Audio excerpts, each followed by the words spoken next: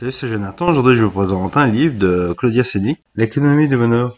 N'hésitez pas à regarder dans la description pour trouver d'autres livres en rapport avec le sujet ou à vous abonner. Je vous présenterai donc l'introduction, mesurer le bonheur. La modernité démocratique a fait du bonheur une idée neuve, un principe constitutionnel, presque un devoir, dès lors que l'individu est reconnu comme une figure centrale de la société. Son bonheur devient l'objectif suprême, même si le bonheur est la mesure de tout choix, bien que les contraintes puissent être en mesure de certains choix également aussi, il importe de lui trouver une métrique, même approximative. C'est pourquoi un nouveau matériau, accumulé depuis une quarantaine d'années, vient étendre le champ des grandeurs observables par les chercheurs.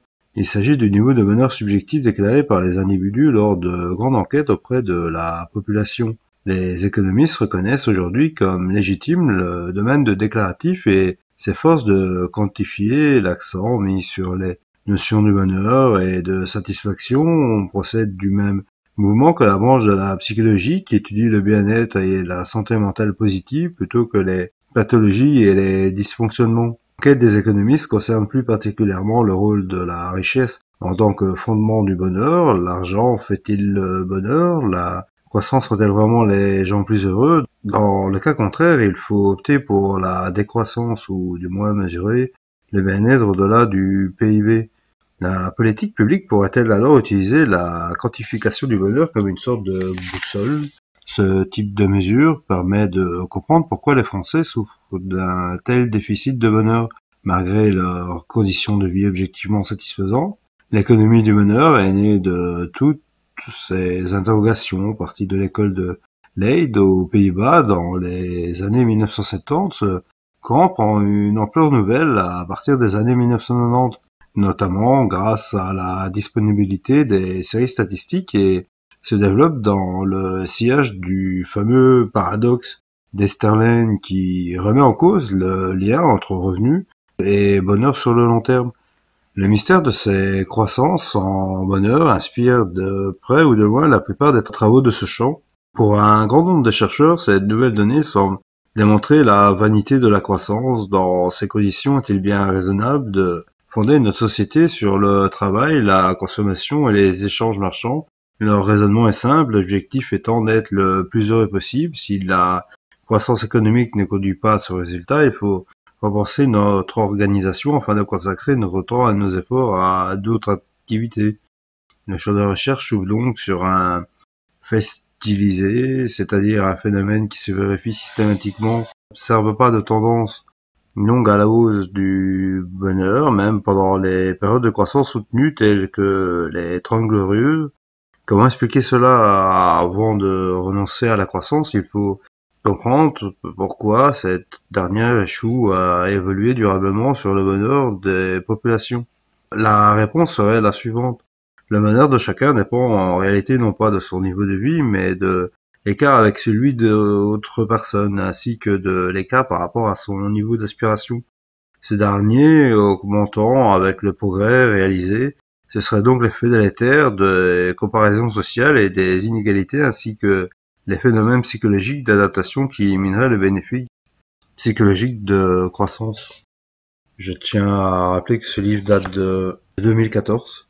Cet ensemble d'idées est au cœur de l'économie du bonheur. Il a été abondamment illustré et débattu. Certains chercheurs sceptiques devant cette évaluation décevante de la croissance l'ont remis en cause, créant une controverse qui reste encore très vive. Les modalités des phénomènes de comparaison et d'adaptation ont fait l'objet de nombreuses études. On pourrait arrêter le raisonnement ici et admettre que la poursuite de la croissance est irrationnelle d'un point de vue individuel et collectif puisqu'elle échoue à accroître le bonheur des populations. Mieux encore, dans le contexte des années 2010, en Europe, on pourrait se réjouir d'apprendre que la croissance n'est pas un ingrédient du bonheur. En France notamment, la croissance semble introuvable. Par ailleurs, en attendant d'avoir inventé une croissance verte, les contraintes écologiques nous imposent de ralentir le rythme de notre production afin de préserver les ressources de la planète. L'absence de lien entre croissance et bonheur serait-elle une bonne nouvelle? En se consacrant à d'autres activités et moins sujettes aux comparaisons et plus respectueuses de l'environnement, on pourrait espérer atteindre collectivement un niveau de bonheur plus élevé. Les choses ne sont pas si simples car si la croissance ne fait pas le bonheur, cela ne signifie nullement que l'on puisse être plus heureux, ni même aussi heureux sans croissance. D'une part, si les phénomènes de comparaison et d'adaptation réduisent les effets de la croissance sur le bonheur, et ils continuent à jouer dans un contexte de stagnation et de décroissance, entraînant des effets encore plus néfastes. À l'évidence, les phénomènes d'adaptation rendent douloureuse toute régression vers le bas. Quant aux comparaisons, elles seraient sans doute encore plus pénibles dans un monde statique qui interdirait à chacun tout espoir de modifier sa position relative par rapport aux autres. Ainsi, les phénomènes qui expliquent pourquoi la croissance ne rend pas heureux constituent aussi des arguments contre le renoncement de la croissance. D'autre part, la recherche a mis à jour une autre dimension du bonheur, l'importance du projet, de la progression, de l'anticipation de l'avenir. Autant de comparaisons et l'adaptation produisent des effets néfastes à posteriori qui réduisent après coup le bénéfice de la croissance. Autant l'espoir et l'anticipation, qui sont des corollaires de la croissance, jouent a priori ainsi si les comparaisons et l'habitude estompent, voire après coup, les bénéfices de la croissance. L'absence de croissance nous prive d'une grande partie de nos sources du bonheur. Un certain nombre de travaux se sont attachés à illustrer les effets d'information et de signal qui permet aux individus d'interpréter la réalité sociale comme une promesse. Lorsque le revenu d'autrui m'instruit sur mes propres perspectives et que ces perspectives agissent immédiatement par anticipation sur mon bien-être présent, au total, faut-il renoncer à la croissance ou au moins adopter un indicateur de progrès autre que le revenu national? Ou bien, au contraire, faut-il renoncer à élever indéfiniment le bonheur dont ni la nature ni la mesure ne se prêtent à cette exigence? On s'aperçoit à l'occasion de ce questionnement que la croissance possède d'autres vertus, notamment la capacité étonnante d'harmoniser le bonheur des citoyens au cours du temps. Enfin, le cas de la France illustre peut-être les effets délétères d'une économie dont la croissance faiblit et décroche par rapport à ses voisins depuis les années 1970. Question de méthode. Soulignons d'emblée que l'économie du bonheur ne propose pas une décision philosophique a priori de ce que doit être la vie bonne ou la vie heureuse. Il ne s'agit pas de fonder en raison les sources du bonheur individuel ou collectif, mais au contraire de faire passer les différentes hypothèses, propositions et théories relatives au bonheur par le filtre des observations empiriques. La démarche consiste à interroger les données, c'est-à-dire en l'espèce les personnes concernées. Il peut paraître surprenant de tenter de quantifier le bonheur, notion subjective par excellence. Pourtant, c'est précisément parce qu'il s'agit d'une notion subjective qu'il est important de laisser à chacun le soin d'en exprimer l'intensité. Et puis si les molécules pouvaient parler, les biologistes refuseraient-ils de les écouter? On trouve au sein des enquêtes auprès des ménages des questions demandant directement aux personnes de se situer sur une échelle de satisfaction de manière générale. En ce moment, à quel point êtes-vous satisfait de votre vie? Pleinement satisfait, plutôt satisfait, ou pas du tout satisfait? Ou encore sur une échelle de 1 à 10, sur quel échelon vous situez-vous en matière de bonheur? Des interprétations sont souvent associées aux échelons, par exemple 1 signifiant insatisfait ou très malheureux et 10 parfaitement satisfait ou très heureux. Dans certaines enquêtes, l'échelle est présentée comme l'échelle de la vie et ses niveaux comme l'ensemble des possibles à la manière de Hadley Cantrill. Voici une échelle qui représente l'échelle de la vie. Supposons que le sommet de l'échelle représente la vie la meilleure pour vous et le bas de l'échelle la vie la pire pour vous. Où vous situez-vous personnellement sur cette échelle en ce moment? Les chercheurs en sciences sociales interprètent les réponses données par les enquêtes comme une mesure synthétique de leur qualité de vie, un jugement global résultant d'une sorte de synthèse personnelle opérée par chacun d'entre eux à partir des aspects les plus pertinents de son existence. Cette méthode permet donc de se passer d'un jugement d'expert. Une fois les données recueillies, on peut estimer une sorte de fonction de bonheur individuelle, c'est-à-dire la relation typique au sein d'une population donnée entre le niveau de bonheur déclaré par chaque personne et les différentes circonstances de sa vie, caractéristiques démographiques telles que l'âge, le sexe, le statut marital, le nombre d'enfants et professionnels comme le niveau d'éducation, les professions, les statuts d'emploi, le revenu, etc. On peut également intégrer des grandeurs plus agréées telles que le revenu national, le taux de chômage et le taux d'inflation. L'estimation économétrique fournit une évaluation de l'association moyenne entre chaque variable et le bonheur individuel. Ainsi, au lieu de se demander de manière abstraite si la croissance est un facteur de bonheur, il s'agit de poser la question aux données. Quelques précautions d'utilisation sont de rigueur et il peut être utile de se référer au schéma suivant.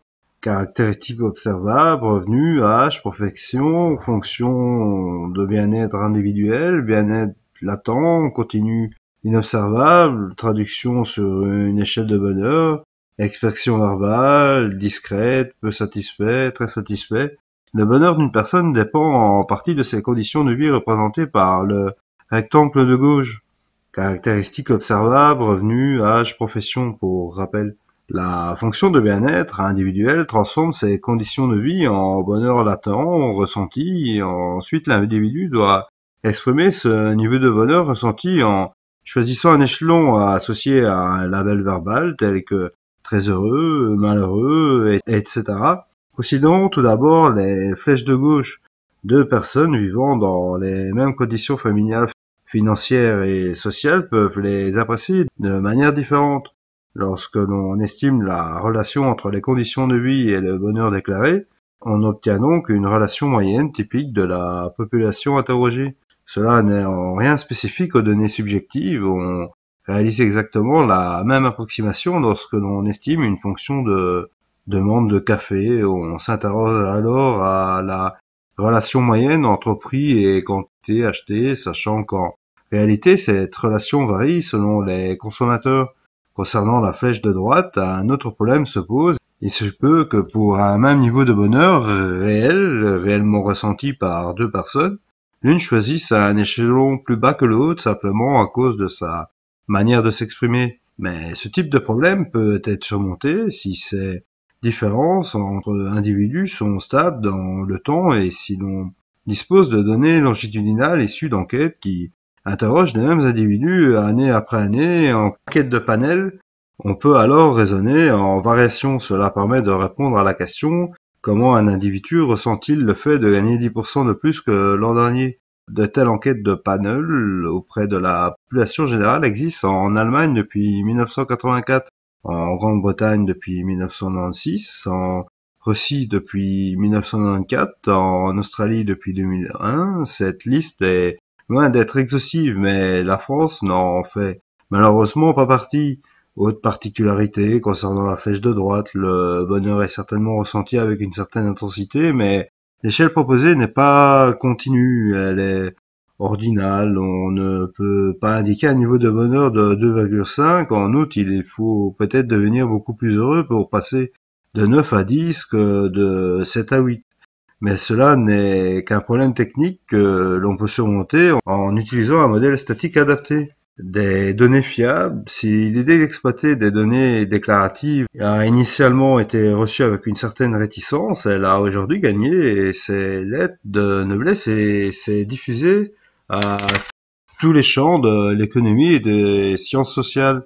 On pouvait craindre à première vue que des données ne reflètent pas réellement l'état de bonheur ressenti par les individus et soient entachées par des biais de désirabilité sociale, d'humeur ou par le contexte particulier du moment auquel l'individu répond à l'enquête. Autrement dit, la question est de savoir si les déclarations subjectives mesurent autre chose que du bruit, c'est-à-dire un signal sans structure ni signification. De nombreux indices conduisent à être optimistes sur ce point. Tout d'abord, les mesures de bonheur sont une structure extrêmement stable. Certaines associations entre bonheur déclaré et conditions de vie se retrouvent systématiquement, quel que soit le pays et les années de recueil des données, et ainsi le bonheur déclaré décroît-il avec l'âge pour atteindre un minimum vers 45 ans et remonter ensuite. Les femmes se disent plus heureuses que les hommes dans les pays développés, les chômeurs sont systématiquement plus malheureux que les personnes en emploi et cet effet va bien au-delà de la perte de revenus occasionnée. Vivre avec quelqu'un est une source de bonheur accru, la religion et les relations sociales aussi. En un mot, la structure de bonheur déclarée est relativement sans surprise à l'exception de l'effet de l'âge, ce qui exclut qu'elle ne soit due qu'au hasard et ne contienne aucune information utile. Des tests de validité ont également montré que le niveau de bonheur déclaré par une personne était très fortement corrélé avec celui qu'indiquaient ses proches, amis ou conjoints, ce qui évoque une sorte d'objectivité du bien-être subjectif éprouvé par les individus. D'autres tests ont relevé des associations entre le niveau de bonheur déclaré par les personnes et leur tension artérielle, leur rythme cardiaque et autres mesures physiologiques. Enfin, les données de panel permettent d'établir le pouvoir prédictif des déclarations subjectives. Le niveau de satisfaction déclaré par une personne à un moment donné permet de prévoir son comportement futur en matière de mobilité professionnelle et d'absentéisme, son espérance de vie et même son risque de divorce.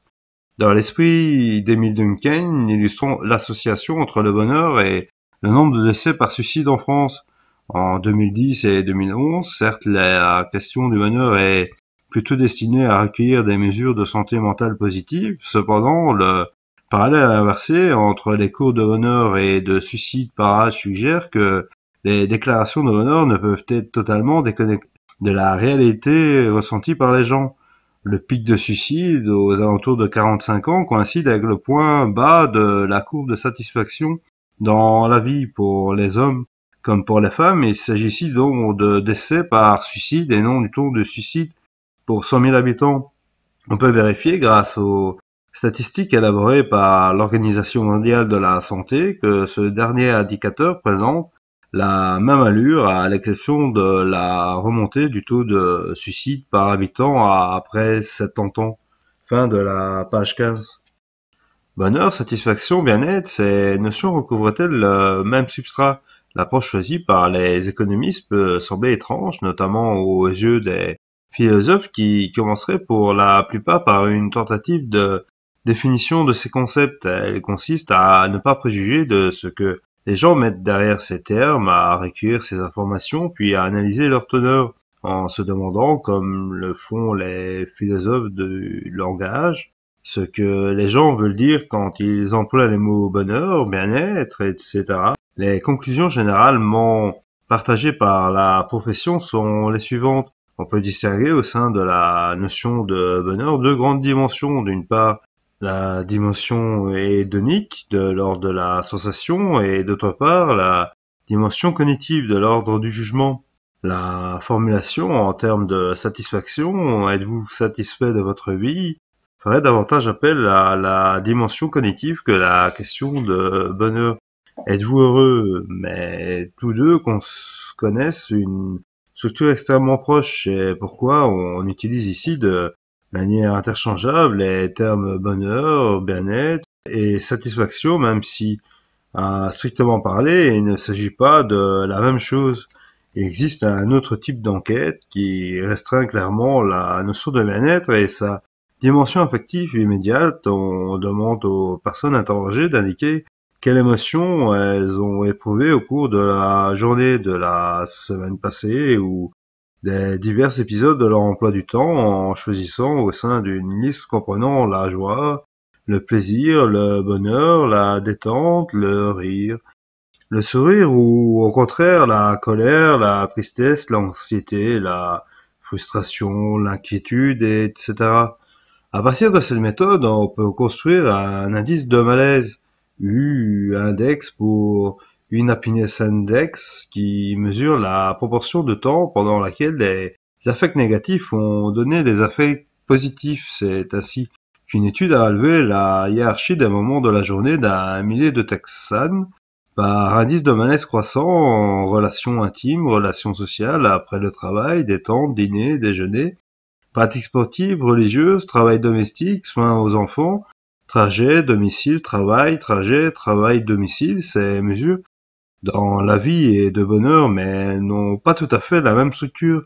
Elles sont notamment moins sensibles aux événements extérieurs et moins durablement affectées par les changements dans les conditions de vie financières des gens. On s'intéresserait ici au bonheur de la satisfaction dans la vie plutôt qu'aux mesures émotionnelles du court terme. Bonheur ou utilité? Nous avons indiqué que l'étude du bonheur se justifiait par le fait qu'il s'agissait de mobile général de l'action humaine, celui qui recouvre à la notion d'utilité visée par les individus d'après la science économique. Et évidemment, cela est plus ou moins vrai selon les époques et les sociétés. Même dans nos sociétés modernes, nombre d'actions semblant obéir à d'autres mobiles, notamment les actes héroïques, le sacrifice de soi pour des valeurs supérieures ou bonheur individuel, etc. Certes, il est possible d'interpréter ces actes comme étant orientés vers la recherche d'un bonheur collectif futur ou l'évitement d'un malheur plus grand. On a pu également prétendre que même les actions faites par devoir au dépens du bonheur satisfaisaient au principe de plaisir dans la mesure où le sujet ne pourrait pas être heureux sans ce sacrifice. Le bonheur n'est-il donc pas l'un des objectifs poursuivis par les gens, subsumés sous la catégorie d'utilité, ou bien ces différents objectifs font-ils tous partie des ingrédients de leur bonheur? À cette question philosophique, un article de 4 économistes de l'université Cornell apporte quelques réponses. Les auteurs ont soumis à un groupe de 2700 personnes des questions de choix binaires correspondant à des situations imaginées, choice experiments. Par exemple, supposons que vous ayez le choix entre deux offres d'emploi. Les deux emplois sont absolument identiques, mis à part le nombre d'heures de travail et de salaire. Le premier emploi offre un salaire de 80 000 € par an pour un nombre d'heures raisonnable et qui vous permettent de dormir environ 7h30 par nuit en moyenne. De deuxième emploi vous rapportera 140 000 € par an, mais il comporte des horaires irréguliers et ne vous laissera que 16 heures de sommeil par nuit en moyenne. Et il comporte des horaires irréguliers et ne vous laissera que 6 heures de sommeil par nuit en moyenne. Entre ces deux options, laquelle vous rendrait le plus heureux globalement? Laquelle choisirez-vous si vous n'aviez le choix qu'entre ces deux possibilités? 13 scénarios de ce type sont proposés au sujet. Choix d'un logement plus vaste ou plus proche du lieu de travail. Choix d'une ville de résidence plus attrayante socialement mais moins professionnellement. Choix d'un salaire plus élevé dans l'absolu mais moins relativement aux autres collègues. Choix entre une vie confortable d'artiste reconnu mais mineur et une vie dans la pauvreté suivie d'une postérité d'artistes majeurs, etc. Dans la majorité des cas, 83%, les choix des individus coïncident avec la perspective d'une vie plus heureuse. Lorsque ce n'est pas le cas, c'est que les personnes ont privilégié le statut social au devoir. Bonheur ou capacité? La critique la plus virulente et la plus puissante à l'encontre des déclarations subjectives du bonheur et peut-être même de la notion de bonheur elle-même vient de l'économiste, lauréat du prix Nobel, Amartya Sen. Selon lui, la qualité de vie d'une personne dépend de son autonomie et de ses possibilités qui lui sont ouvertes. Ses capacités, mais un pauvre vivant depuis toujours dans une situation de dénuement, privé de toute possibilité de changement, en capacité, peut en arriver à s'habituer à sa situation, à s'y résigner, et à s'en accommoder, et à se déclarer relativement heureux. Faudra-t-il pour autant prendre cette déclaration au sérieux? Cette critique est importante met le doigt sur le problème de l'interprétation de l'échelle de bonheur en fonction du cadre de référence des individus. Il est certes nécessaire de prendre en compte en effet le contexte que nous ferons par la suite. Chapitre 1er. La croissance en bonheur durable. De tous augmentera tel le bonheur de tous. L'élévation du revenu de tous augmentera-t-elle le bonheur de tous? À cette question ironique posée par Richard Easterlin, les données semblent apporter une réponse négative, du moins en ce qui concerne le long terme. Tentative d'explication de cette découverte paradoxale, controverse sur les faits eux-mêmes de ce débat est le plus important et le plus fécond de ce champ de recherche. Malgré les efforts de plus en plus sophistiqués de ses tenants, il n'a pas abouti à une victoire définitive de l'un des deux camps. Trente glorieuses pour rien, dès 1974, Richard Einstein, démographe et économiste californien, s'est demandé si la période de forte croissance que les États-Unis venaient de connaître s'était traduite par une augmentation du bien-être subjectif de la population. La réponse des données disponibles a été sans appel. Le pourcentage d'Américains se déclarant très heureux, 30%, n'avait pas nettement augmenté entre 1947 et 1970. Depuis lors, Ed Sterling et ses différents co-auteurs ont généralisé ce constat d'une série de données de plus en plus longues et nombreuses au fil du temps, concernant les États-Unis, l'Europe, la Chine, etc. L'un des cas les plus étonnants est celui du Japon, où la satisfaction moyenne des habitants n'a visiblement connu aucune tendance à la hausse, malgré une croissance de 5% par an en moyenne, de 1958 à 1986. Le graphique 2 représente le niveau de bonheur moyen déclaré par les Américains entre 1972 et 2002. On y remarquera les fluctuations de bonheur moyen au gré des conjonctures, mais pas de tendance à la hausse malgré un quasi-doublement du revenu par habitant au cours de la période dans l'enquête ayant servi à élaborer le graphique. Le bonheur est mesuré sur une échelle à 3 niveaux correspondant au label heureux, assez heureux, malheureux, d'où la faible amplitude des variations mesurées. Graphique 2, évolution des revenus sur tête et du bonheur moyen aux États-Unis de 1972 à 2072. La découverte de ce fait stylisé a constitué la bouteille à encre du champ de recherche consacré au bien-être subjectif. Est-elle en effet lourde de conséquences sur le plan théorique? Elle suggère que l'hypothèse économique de la rationalité des individus n'est pas réaliste, puisque les efforts sur lesquels repose la croissance ne sont pas débouchés sur les gains en bien-être qui en constituent certainement l'objectif. Les gens se trompent-ils donc systématiquement sur les conséquences de leurs actes, ou ne cherchent-ils pas à maximiser leur bien-être? Ou bien sont-ils rationnels individuellement mais pas collectivement à cause des effets d'interdépendance et des interactions sociales entre les membres de la société? Quoi qu'il en soit, il semble que le bilan des efforts et des ressources consacrées par la société à la production marchande ne dégage pas de surplus net en matière de bien-être. Sur le plan de la politique économique, si l'on doit renoncer à la croissance, c'est le modèle d'organisation sociale tout entier qu'il faut repenser. On imagine aisément le grand intérêt suscité par cette vision.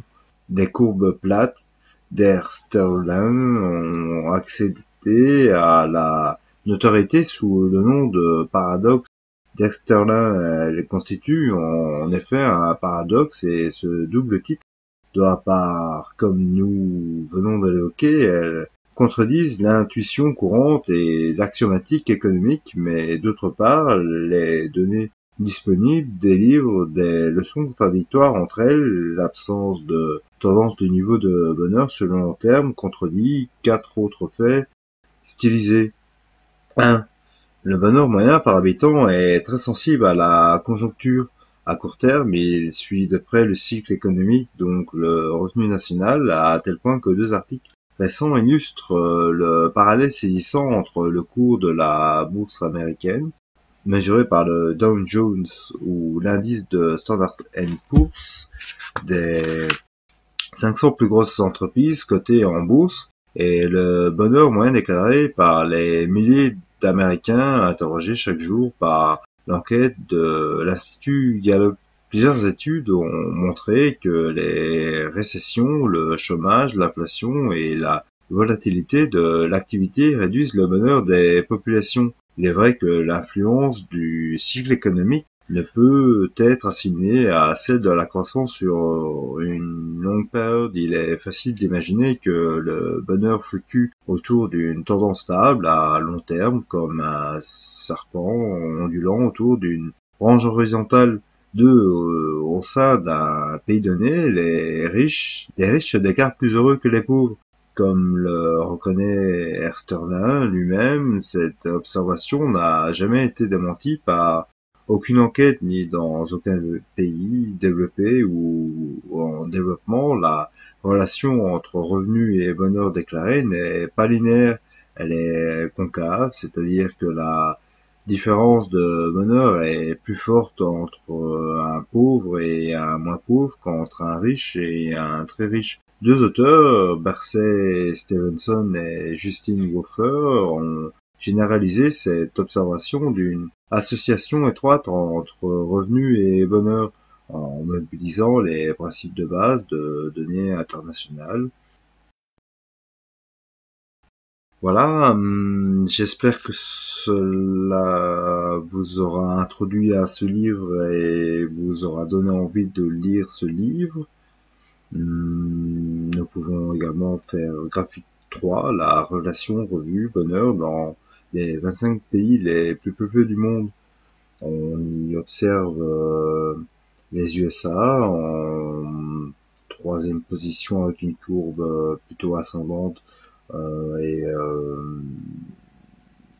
émancipatrice. Le Brésil de Brexit qui sortent également, Grande-Bretagne, THA, et l'Europe, je la recherche sur le tableau et Deutschmark,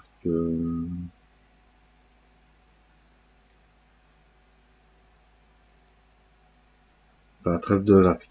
Voilà, j'espère que cette petite introduction vous aura plu. N'hésitez pas à regarder dans la description pour avoir d'autres livres sur le sujet ou à vous abonner. Bien à vous.